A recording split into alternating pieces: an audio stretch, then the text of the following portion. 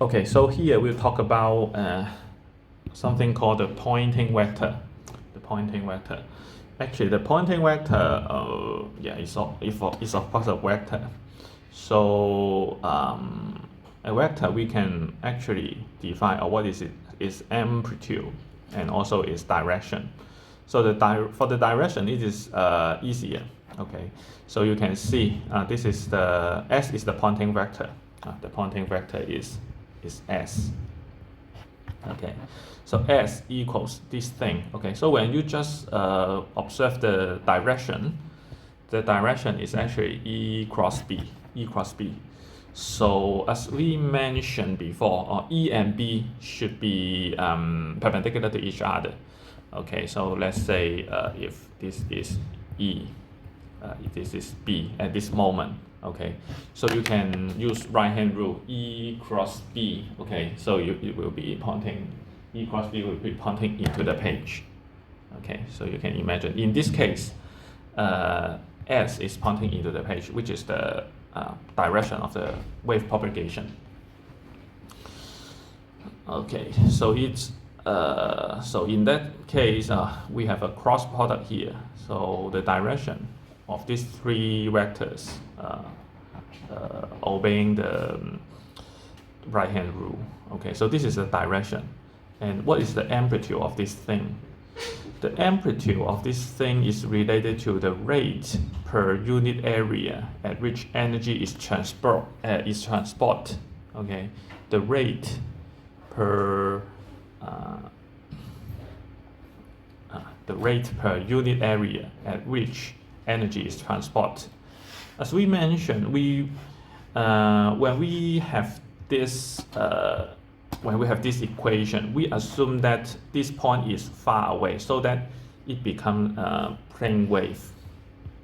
Plane wave. Okay, so it actually like if it is very very far away, all the wavefront are just parallel lines. Like this. Okay, so all of these are so-called the wavefront. Okay, so in that case we will consider how much energy is transported within a unit area in unit time. Okay, so actually this is this thing.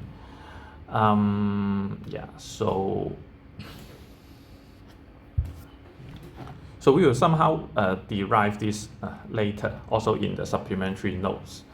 So actually you can just regard this is E cross B, already determine the direction. And here we also need to divide mu naught. Okay, so it makes the SI unit of both sides matches each other. Okay, so here is the highlight, the direction of a pointing vector S of an EM wave at any point given by the wave direction and the traveling of the travel and the direction of the energy transport at that point. Okay. Here we have another value called the intensity. So actually this is a sine wave. This is also E is a sine wave, B is also a sine wave, like this. E is a sine wave, B is a sine wave. So in that case, when E cross B, S should also be a sine wave. Okay, so here when we try to talk about the average energy or average power, something like that. So we need to take the average because it is sinusoidal. So it of course has some simultaneous power or voltage or whatever. Should be something like E field, B field. Okay, should be something like B field, E field, or the power or energy. Okay, should be simultaneous. But actually we can talk about the time average, something similar in chapter 31 when we talk about the AC power. Okay, we'll talk about the root mean square. So here we also mentioned the the average energy is transport is SAVG. So which is called the intensity.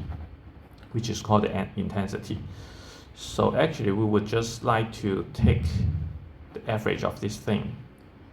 Yeah. So actually when you look at this one, it is somehow like, this is EM cosine of sine of kx omega t, and then cross. Of course, we should have maybe we just talk about the amplitude, something like this, sine of kx minus omega t, and then we have of course we have the direction, maybe in, let's say, in x direction. Okay, so of course in x direction.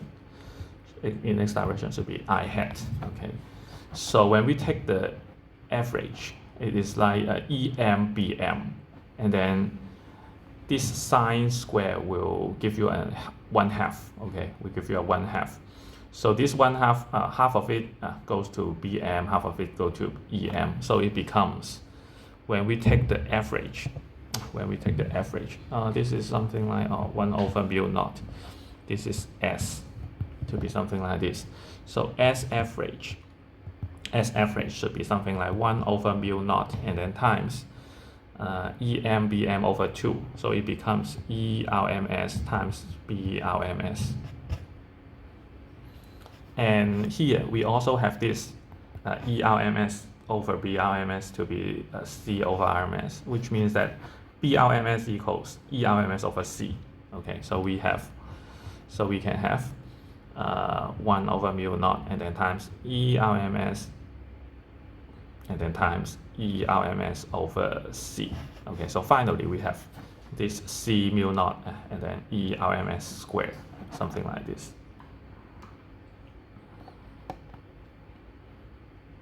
So this is actually SAVG is actually the intensity. We can also denote it as capital I.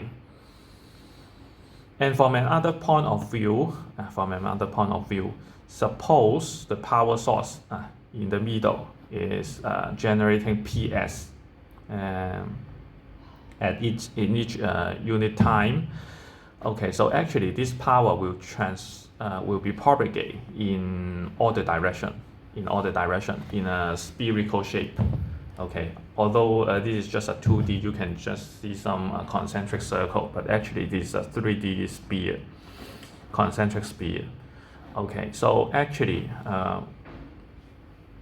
every circle here indicates a wavefront also. Here, every one of it is a wavefront.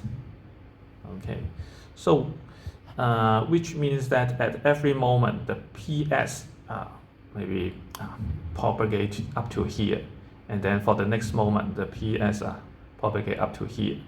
So which means that all the PS are spread uniformly spread around the sphere. So which means that we have this I to be PS over 4πr squared. So this is the surface area of a sphere. Okay, so this PS is spread uniformly on the sphere.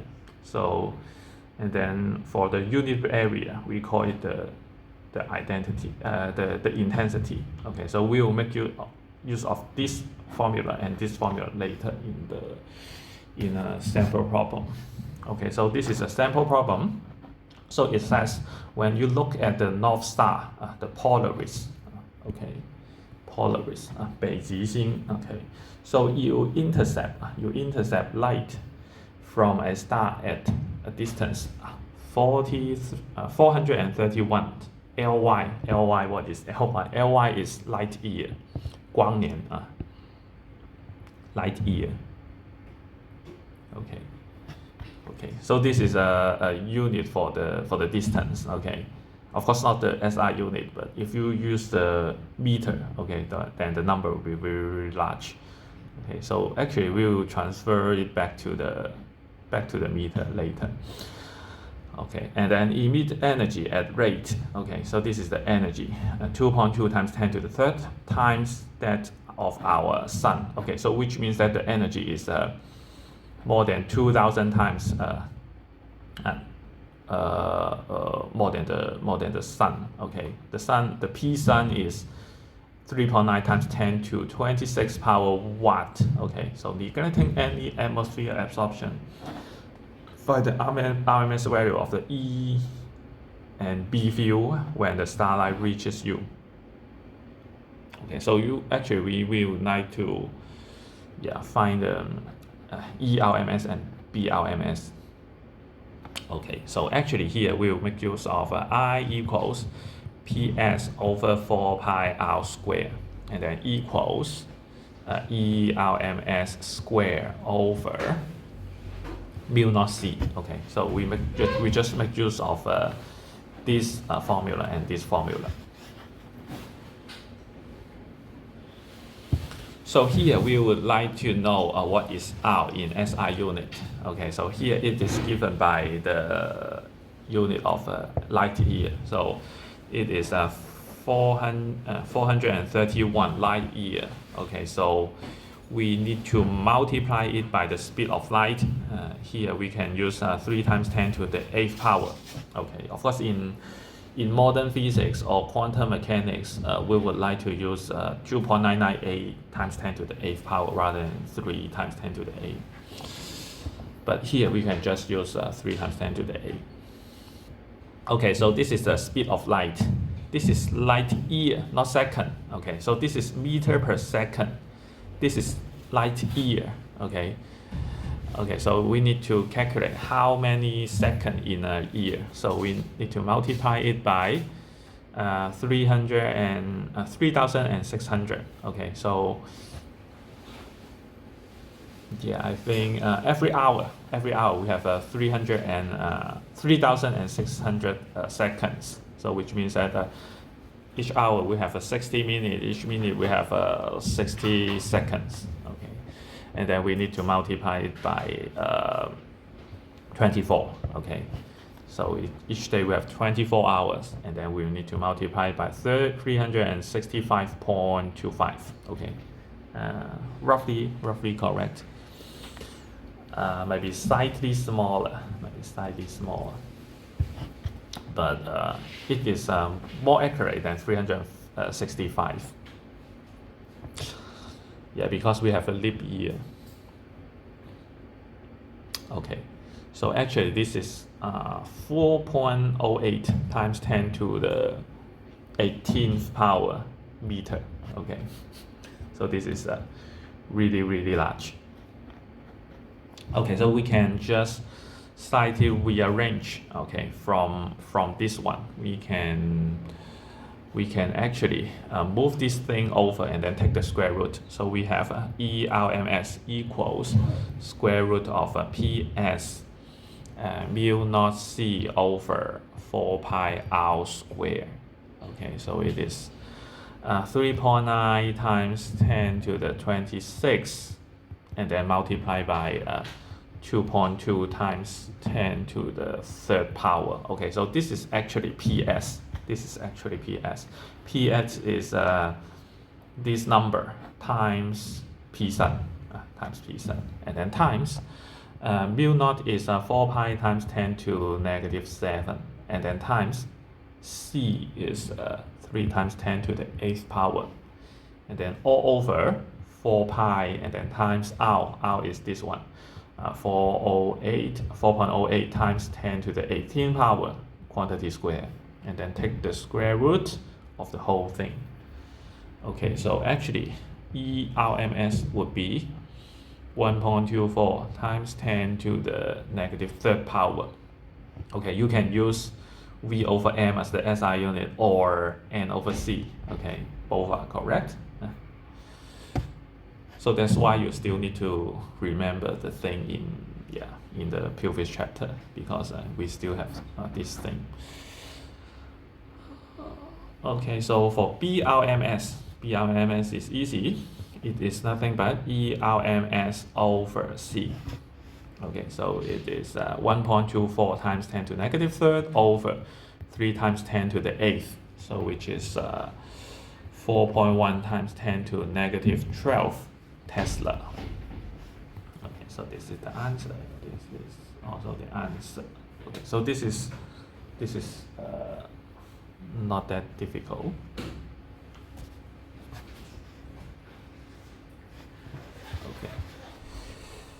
Okay, so next we slightly talk about the radiation pressure. Okay, so as I mentioned, the pressure is something like the characteristic of a particle.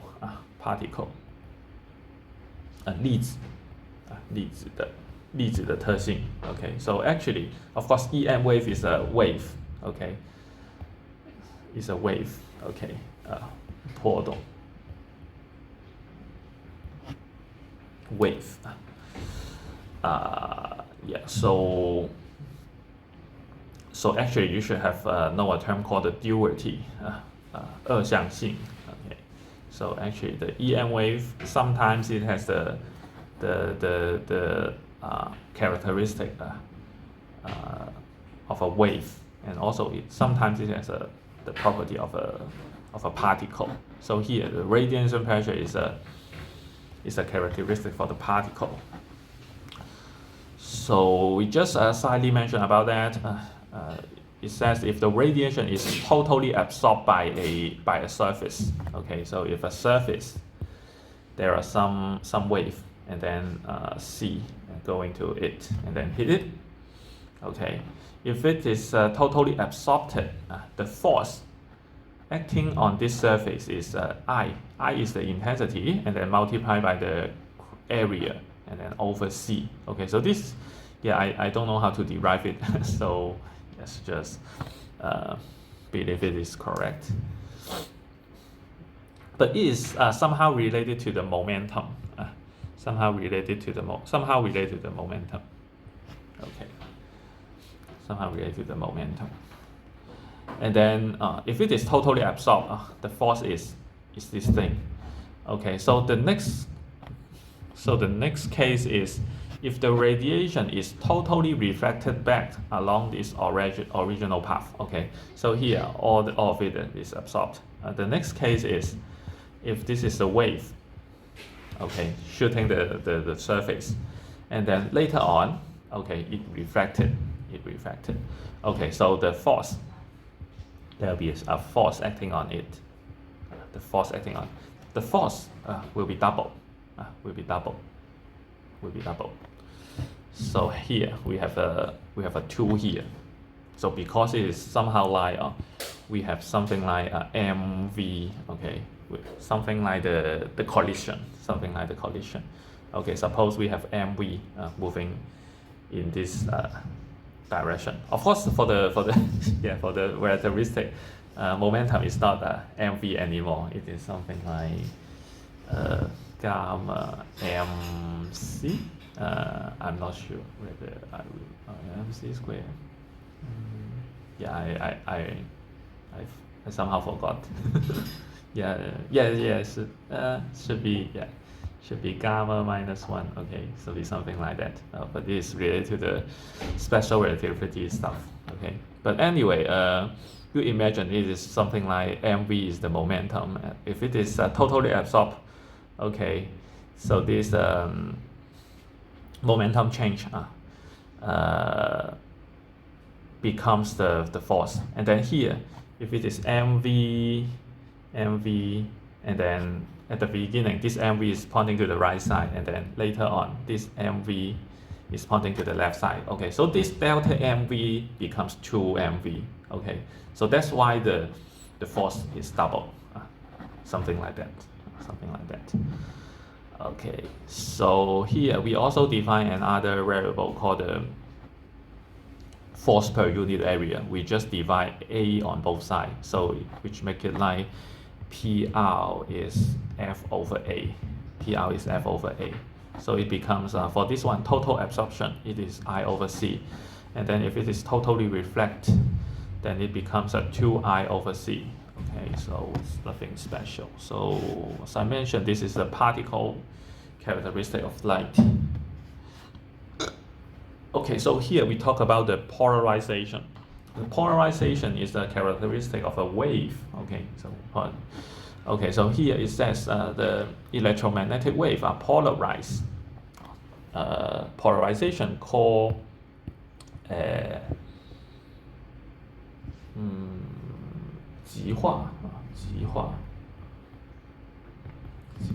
polarization.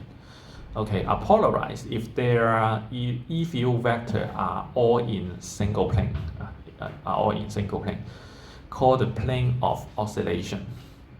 Light wave from common source are not polarized. That is, they are unpolarized or polarized randomly. Okay, so just now, because for the equation, it just tells you that when you just try to observe the EM wave, we can see that E field and B field are just perpendicular to each other, and then here is just written by drawing by this is E field, B field, somehow like the E field are all pointing to the same direction, but actually not the case. Usually the light, let's say the light generated by the sun, should be unpolarized. Okay, which means that when you really try to absorb the light from the sun, okay, the E field are oscillating around different direction. Okay, so if you just try to collect the x-axis component and y-axis component, it should be something like this.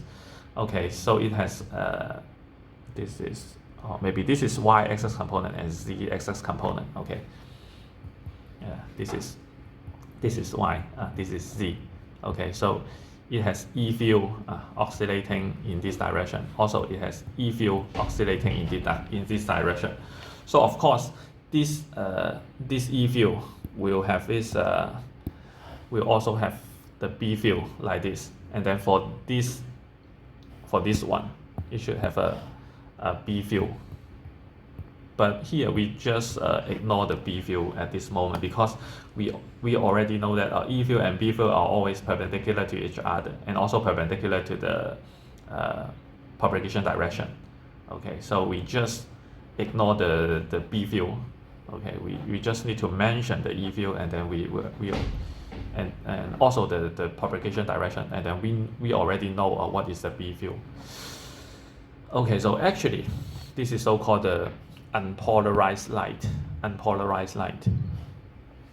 So which means that we have an E field oscillating in this or Z direction and Y direction. Why not X and Y? Because for the formula it is using E equals EM sine of kx omega t. So this X is actually the direction of the propagation.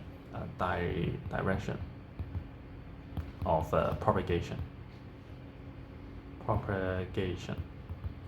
Okay. Yeah. So yeah, originally we have a polarized light, but you can use some method to make the light polarized.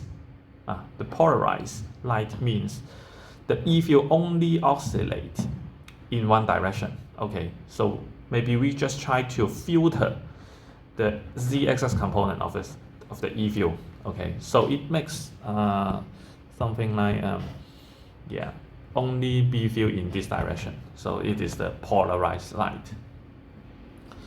Yeah, for the sunglasses, okay, if it is more expensive, then it has the function of polarization. Okay, 就是滤掉那些眩光就是做这个动作，就是它会把那些好像是垂直偏振的那个分量去把它滤掉，那你就会看起来会比较舒服。Okay. So actually, we can use something like the filter to eliminate part of the polarization, make it part of the unpolarized light, to make the EM wave to be polarized. Okay, so it will be something like that. For the unpolarized, it's something like that. So later on, if we just try to draw the symbol, okay, we can just draw the polarized light, like this is like the vertical polarized, this is horizontal polarized, or in any angle. If it is an unpolarized light, we can just draw something like this to represent it as an unpolarized light. Okay, so here talk about the polarization.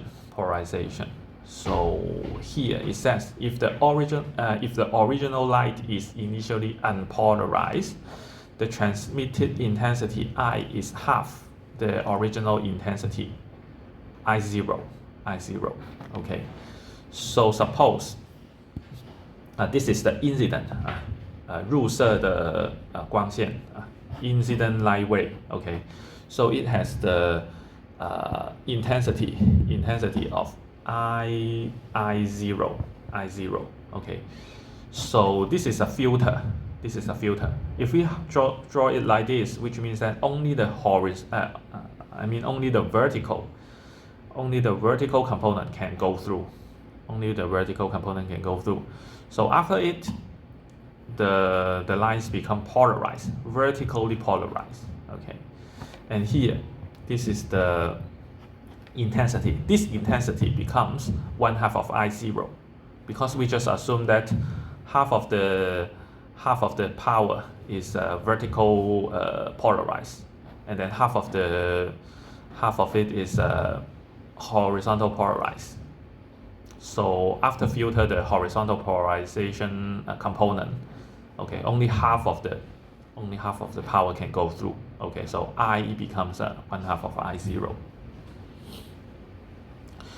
Okay, so the next case is if the original light is initially polarized. Okay, it's already polarized, and then the transmitted intensity depends on the angle theta between the polarization direction of the original light and the polarization direction of the sheet. Okay, so this is the polarization sheet, or we can just call it a filter. 光的滤波.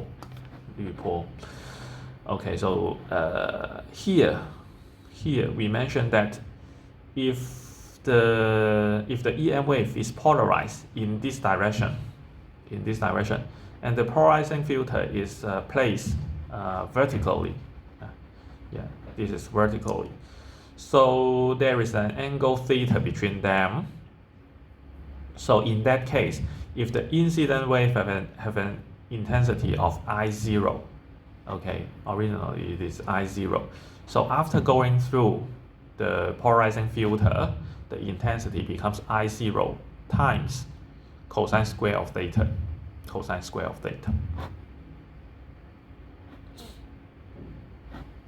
Okay, so this is nothing special. Okay, we just need to make use of these two equations, and then we can just try to solve some optical system with the filter. Okay, so here is a sample problem. So it says the figure shows a system of 3 polarizing sheets in the path of initially unpolarized light. The polarizing direction of the first sheet is parallel to the y-axis. Okay, this is y-axis. So and that the second sheet of is an angle of 60 degree counterclockwise. Okay, so you can see this is 60 degree counterclockwise from the y-axis, and then the third is parallel to the x-axis. So which means it is horizontal. So what fraction of the initial intensity I0 of the light emerges from the 3-sheet system, and in which direction is that emergent light is polarized? Okay, so this system is pretty interesting. So later I can show you a YouTube video. Okay, so how interesting it is, because you can try to imagine. Okay, so here suppose the incident wave is unpolarized. Okay, after going through this, this is vertical polarized. if we don't place the middle one, so there will be a 90 degree between them. So cosine of 90 degree will be 0. So actually there will be no wave can go through this system with only the first one and the third one. But here, if we place this filter with an angle between them, then there will be some wave going through. Okay, so this is quite interesting. Actually, this phenomenon is somehow related to the quantum mechanics, but we cannot go deep into that. Yeah, but actually we can just try to use these two formula to see how large is the intensity going through this free filter system. Okay, so so originally we have I0 going in the system, and then after going through the first one, which is I1 here. So which means that before sheet 1, it is unpolarized. Okay, so we have I0, and then which is unpolarized, and then after sheet 1, okay, this one is vertical, so it is polarized. Okay, so I1 will be 1/2 I0. Okay, so it is vertically polarized. Okay, so next we can write it as after sheet 2. Okay, it is also polarized.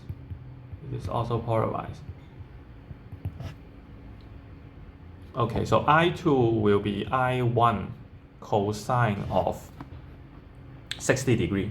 There's an angle of 60 degree between them. So cosine of 60 degree square. Okay, so it becomes 1/2 I0.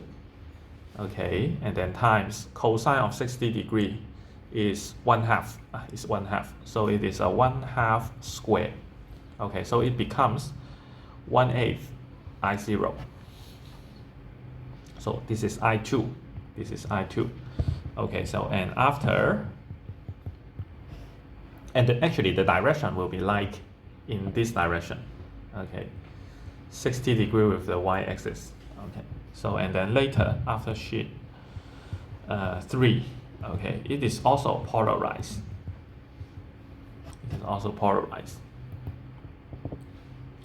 So I3 will be I2.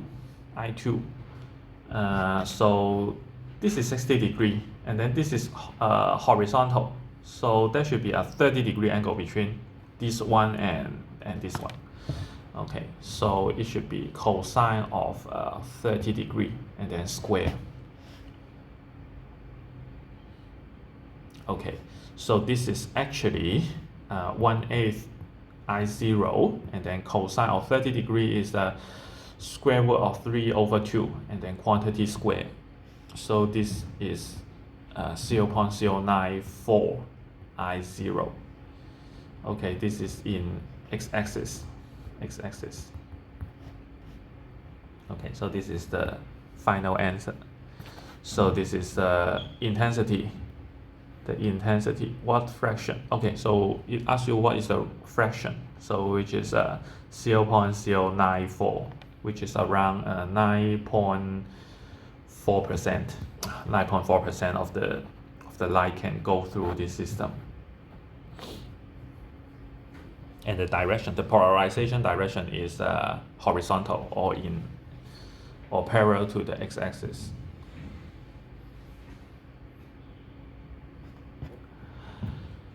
Okay.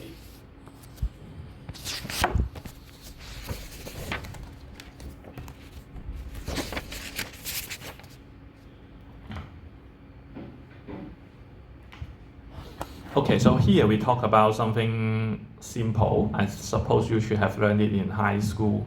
So this is about reflection and refraction. Reflection is 反射, refraction is 折射. Okay. So actually this graph already show the reflection and refraction.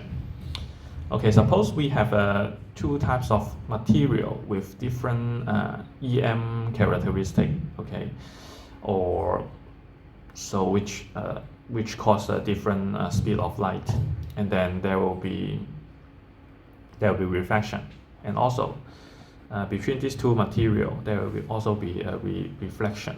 Okay, so the first one is the easier one, which is the law of reflection. Law of reflection means the angle of reflection equal to the angle of incident. Okay, so 就是入射角等于反射角嘛，就是 okay. So suppose this is the interface, and then we can draw the normal line, and then draw the normal line, and then this is the angle of incident, and then this is the angle of a reflection. Okay, so which means that theta 1 equals theta 1 pi. So this is that easy. And for the reflection, law of reflection is called the Snell's law. The Snell's law. Yeah. So actually, the Snell's law is like this. It's like this. Yeah, so this is actually n1 sine of theta 1 equals n2 sine of theta 2. Okay, how does it define? Okay, also, this is the incident. We can also draw the normal line. So this is theta 1 is actually the same thing, which is the incident angle. Okay, so theta 1. So from the normal line to the incident ray. And for the reflected line, also from the refracted angle, so from the normal line to the refracted way, so this is theta 2. So it should follows this this formula or this Snell's law. Okay, so it is like n1 sine of theta 1 equals n2 sine of theta 2. So what is n1 and n2? n1 and n2 is called the index of refraction. Index of refraction. What is index of refraction? So for a material, the index of refraction is equal to the speed of light in the vacuum.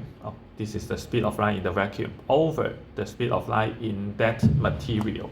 Okay, so as much as the speed of light in other material must be smaller than the speed of light in the vacuum. So this, which means that this n must be larger than or equal to 1. Okay, if n is for the air, so n is 1, and for other material, n should be larger than 1. Okay, so which means that n1 times sine of theta 1 or n times sine of theta should be a constant. Okay, so for the incident and the refracted one, okay, equals to a constant. So which means that actually theta 1, theta 2 must be between 0 and 90 degree, or 0 to 2 pi, 0 to pi over 2. Okay, so in that quadrant, sine is an increasing function, which means that if n is larger and theta is smaller, okay, if n is larger, theta is smaller. If n is smaller, theta is larger. Okay, so for the air, okay, for the air, it is similar to the vacuum. Okay, so which means that the n should be 1. Okay, which is the smallest one. So which means that the angle here should be larger than that.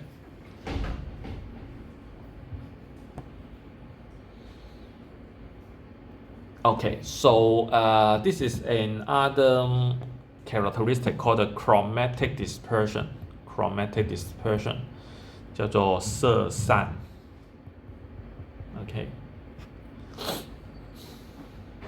Okay, the chromatic dispersion of bright light. Okay, so of course for the sun it is bright light. It is constructed by different frequency. different frequency component. Okay, and then all the frequency component will have a different color, but for all the color combined together, it becomes a white light. Okay, so but if the white light with different frequency component go through some reflection, there will be so-called the chromatic dispersion. So which makes the blue component, not necessarily blue, but the blue component or red component here means the red component has a longer wavelength, or a larger lambda, or which means a longer wavelength, which means which has a lower frequency.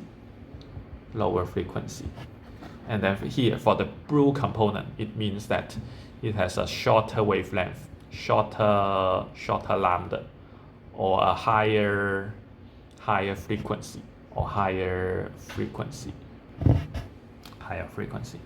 We note that suppose in the vacuum C equals F lambda.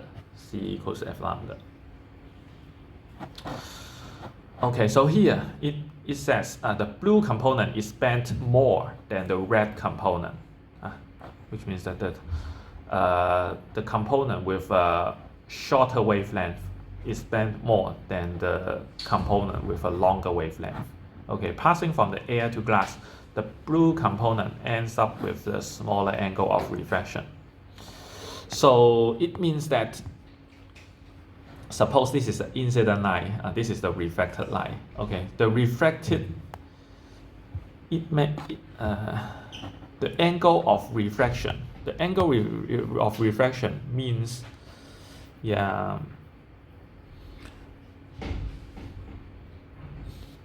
so this is a smaller angle. It means that it has a smaller angle here. Smaller angle than this one, but when it says it bent more means if you try to extend this line, okay, so the angle of turning for the red light is smaller, for the blue light is larger, so that which means that the blue light turns more, bent more. And then vice versa here, if it is from the glass to the air, okay, you can also see that the angle for the red light is smaller. The refracted angle for the red light is smaller, which means that the red light bend less, the blue light bend more. Okay, so this is about the reflection and refraction. And based on the reflection, we have another property called the total internal refraction, because from the material with a larger index of refraction to the material with a smaller index of refraction, the refracted angle will be larger. So if the incident angle is large enough, then we cannot really solve, because here suppose n1 sine of theta 1 equals n2 sine of theta 2. So suppose here we try to derive, we try to find sine of theta 2 equals n1 over n2 sine of theta 1. Here we also suppose that this is n1, this is n2, which is like n1 is larger than n2. So which means that this is n1 is larger than n2, which means n1 over n2 is larger than 1. And of course, sine of theta 1, sine of theta 2 should be between sine of theta 1 or 2 should be between 1 and 0. Okay, or at most equal to 0 or equal to 1. Okay. So which means that if sine of theta 1 is large enough, it can make this term to be larger than or equal to 1. If it is larger than 1, then we cannot really solve theta 2 in the real real value, for the real value. Maybe in imaginary or in complex domain we can still solve theta 2. Yeah, but it is out of the scope here. So actually if this whole thing is larger than 1, then we may not be able to solve for theta 2. But anyway, if it is equal to 1, we can really solve this. If this thing is equal to 1, then this theta 1 is equal to theta c. We call it the critical angle theta c, which means that if the incident angle is theta c, then the refracted ray is actually parallel to the surface, and then of course it still have some reflection.